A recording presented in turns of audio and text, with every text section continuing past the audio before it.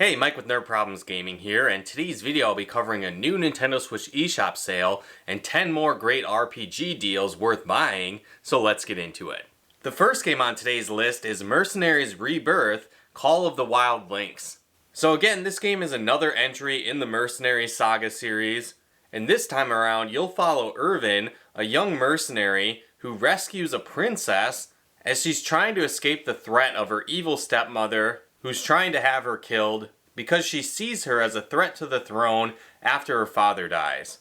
And so the game itself is a tactical grid-based strategy RPG, and so it's really reminiscent of classic titles like Final Fantasy Tactics, and so it's going to feature that classic style of turn-based combat, moving your characters around the grids, getting advantages of enemies by attacking them from behind, and much more. There's several different classes you'll get for your characters, and there's also a class tree upgrade system, so as you progress throughout the game, you'll be able to improve your characters even further. It has a really cool pixel art style, and while it's not necessarily as in-depth as more recent titles in the strategy genre, like Triangle Strategy, but it is still a great entry, and if you're looking for a game similar to classic titles like Final Fantasy Tactics and other similar tactical RPGs, I think you'll enjoy this one as well. The next game on today's list is Scotfold, Shrouded Insanity. Now, while I probably butchered that name, it is really a cool game, and it takes place in an alternate universe during 1897, and you've basically been a character that's been resurrected and is tasked with taking out an evil king and his 4 loyal knights. And overall, the game is more of a Dark Souls-like action RPG, and so it is set more in that isometric view as you travel around the castle, and your sightline is very limited by an evil dense fog. Now this game is incredibly challenging, definitely expect to die often, and so it definitely has that Souls-like feel. And so as you kill off enemies, you'll gain Souls-like items that you can then use to power up your character throughout the game, improving their stats and helping you progress throughout the castle. I'd say there's challenging bosses, but overall every enemy is incredibly challenging in this game. And so it's definitely not for casual gamers, I'd say. Probably more of those hardcore gamers that are really into that Souls-like style, where you really need to master the controls and really understand enemy patterns if you hope to succeed. But if that style of gameplay seems of interest to you, I think you might enjoy this game as well. It's not as massive as a full-blown title like Elden Ring or anything like that, but if you're looking for that Souls-style action RPG gameplay in a more budget-friendly version, this one could definitely be worth checking out. The next game is Ruinverse. And so Ruinverse is more of a classic turn-based RPG, similar to titles from the Super Nintendo 16-bit era. But in this game, you'll play as a young hero Kit and his young friend Allie, who have been friends forever, and the adventure really starts off as Allie loses her memory, and when they try and reach out to a doctor to have it restored, they actually find out that Allie has 2 souls trapped inside her body, and so it leads off into a crazy adventure with her split personality, and take on evil enemies as they try and restore her memories throughout the game. And so as I mentioned, it is more of a traditional turn-based RPG. You do have 5 different team members you'll be able to play as throughout the game in this turn-based combat environment. Each one of these characters will have their own unique skills and ability, as well as a skill tree that you can build out throughout the game. It is pretty accessible though. It's not over the top difficult, but there is even more difficulty settings you can use and adjust throughout the game. There's also an auto battle feature, so if you're looking to more streamline the battle scenes and just experience the story, that's definitely an option as well. Again, this isn't a revolutionary RPG by any means, but if you're looking for that classic turn-based style RPG, I think this one could definitely be worth checking out as well. The next game is Mary Skelter 2. And so this game is overall really an old school first-person dungeon crawler RPG, and it has kind of a dark horror setting and theme to the game as well. The overall story of the game is there's a massive underground prison where humans have been captured by evil demonic monsters, and you'll actually dive into this dungeon as a team of heroes to try and rescue the prisoners and escape this dungeon.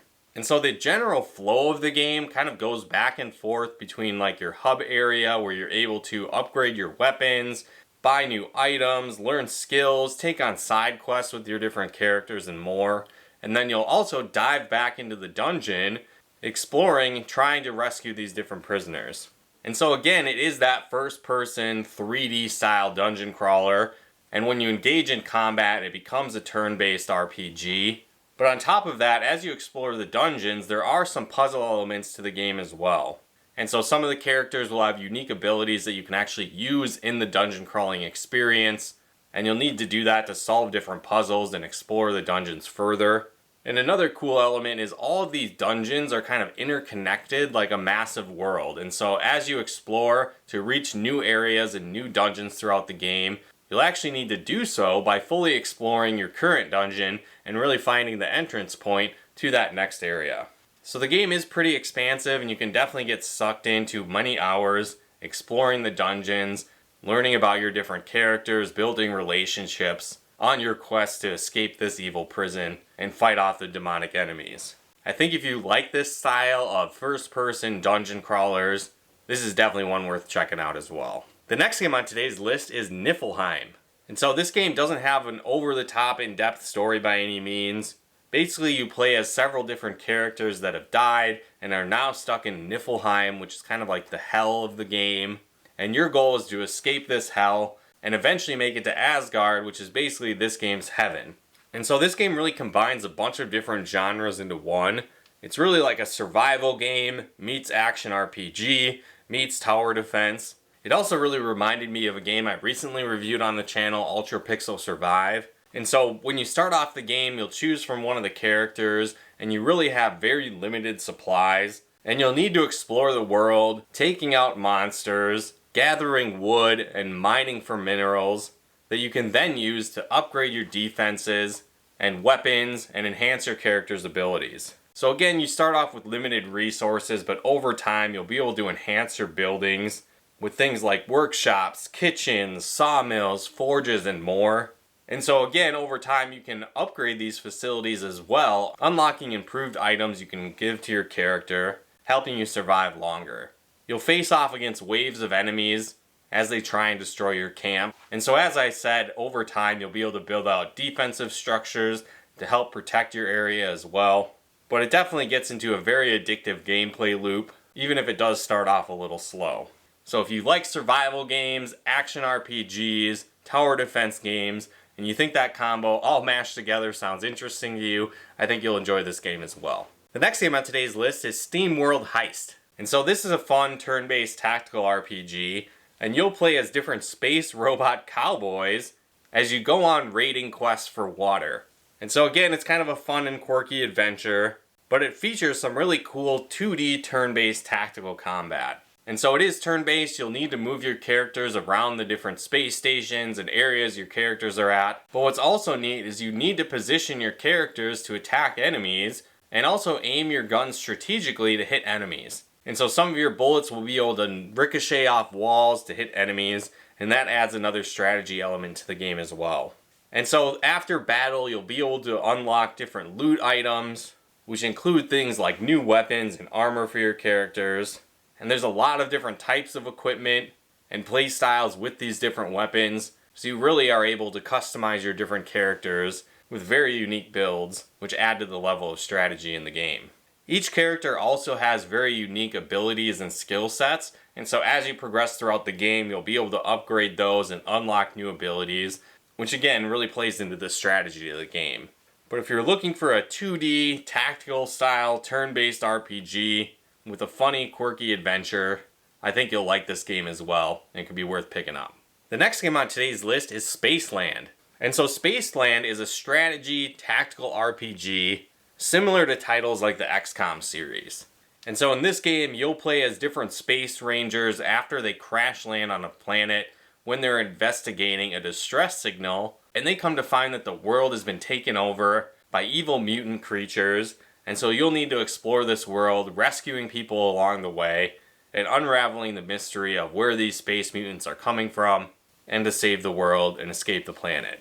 And so as I mentioned, it features tactical grid-based combat, and so it does have that feel of like the XCOM games where you'll be moving your characters around, seeking cover, shooting enemies. But a neat feature to this game as well is that you do have limited ammo. And so throughout the levels you'll have different ammo chests that you can find to restore some ammo, but you really need to be strategic with it because every character doesn't just have unlimited ammo like many games in this type of genre. On top of that, what's also nice is that the levels are pretty short, so you're able to play different missions in quick bursts versus some tactical RPGs where battles can often last 30 minutes or more.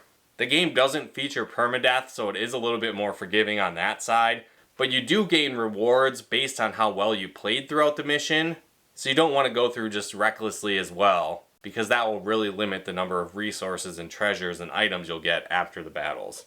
I think if you've enjoyed games like XCOM and maybe are looking for a little more simplified version, or one that's maybe a little bit easier to pick up and play with shorter missions, this one is also worth checking out as well.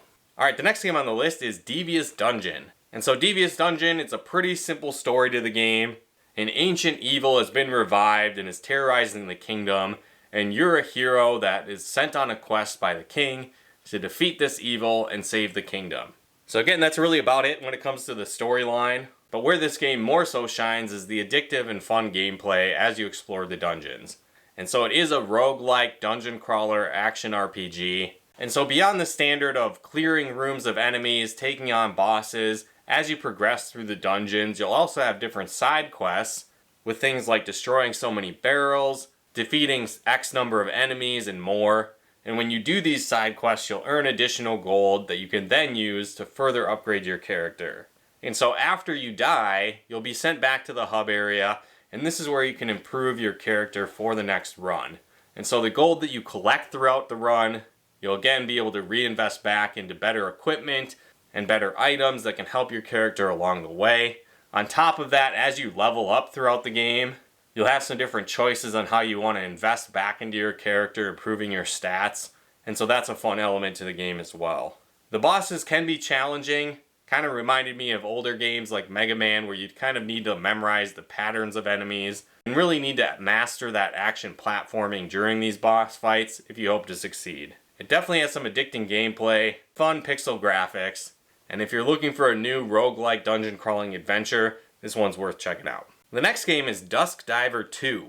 And so this game continues the events after the first Dusk Diver game, and so it isn't necessarily required to play the first game, but it can definitely help to flesh out more of the character's backstory and to really have a full understanding of what's going on. But if you did want to dive right into this game, you could certainly watch some recaps on the story of the first game and get caught up to speed on this game as well. And so the story again focuses around Yumo and her friends as they once again have to face off against evil that's threatening the human realm. But the overall style of the game is a fast-paced action beat-em-up RPG. And so as you play throughout the game, you'll be beating up and taking on different enemies. But what's cool is that you have a variety of characters that you can actually switch between, each with their own unique play style and abilities. And so it kind of reminded me of games from the Tales series, where you're able to switch between characters on the fly. But what's really cool again is that each one of these characters has their own massive amount of stats that you can upgrade as you progress through the game. And so you can really build out your characters to fit your playstyle as you explore through the game. It's a pretty cool story with a bunch of side quests, lots of unlockables, and fast-paced action RPG combat. And so if you like beat 'em up games with that combination of RPGs, I think you'll really like this game as well. The final game on today's list is Super Neptunia RPG. Now this is another entry in the long-running Neptunia series, but the general concept of these games is that different game consoles and companies are sort of brought to life, and each one of the main characters really represents a different game system or game company. And so you'll have ones from like Nintendo Wii, Xbox, PlayStation, and more. And so the story of this game, again, is kind of more of an overall parody of gaming and game culture. But this time around, the villains of this game are attacking the gaming industry and are trying to revert the world back to 2D classic gaming. And so again, it's kind of a fun over-the-top story. And the gameplay is really focused around kind of a combination of turn-based RPGs mixed with a little bit of action RPGs.